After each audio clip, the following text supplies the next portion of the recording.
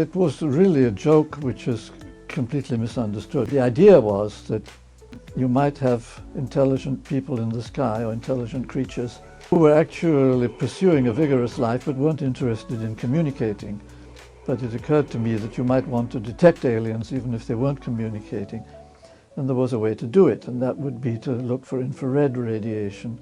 If there is a society who has suffered a population explosion and is growing very large, it's compelled by the laws of thermodynamics to get rid of the waste heat. So you'll see that heat radiation as infrared.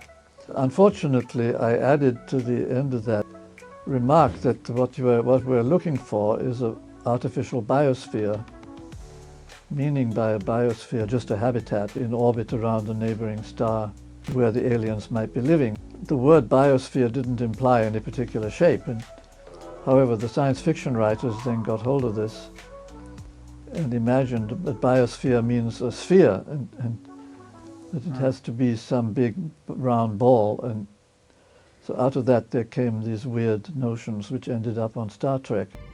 I'm having difficulty scanning the object. It appears to be approximately 200 million kilometers in diameter.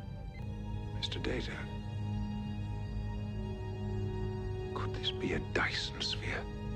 Well, except it shouldn't be a sphere, of course. Right. It should have been, but I imagined, in fact, a swarm of objects surrounding a star. I mean, that would be the way to use all the starlight. It would look essentially from the outside rather like a dust cloud. Dyson sphere.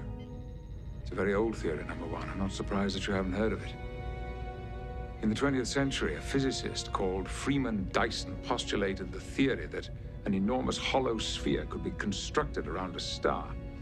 This would have the advantage of harnessing all the radiant energy of that star, and any population living on the interior surface would have virtually inexhaustible sources of power. One of my daughters sent me a tape of that program afterwards, and actually it was sort of fun to watch it, but I mean, it's all nonsense, but it's quite a good piece of cinema.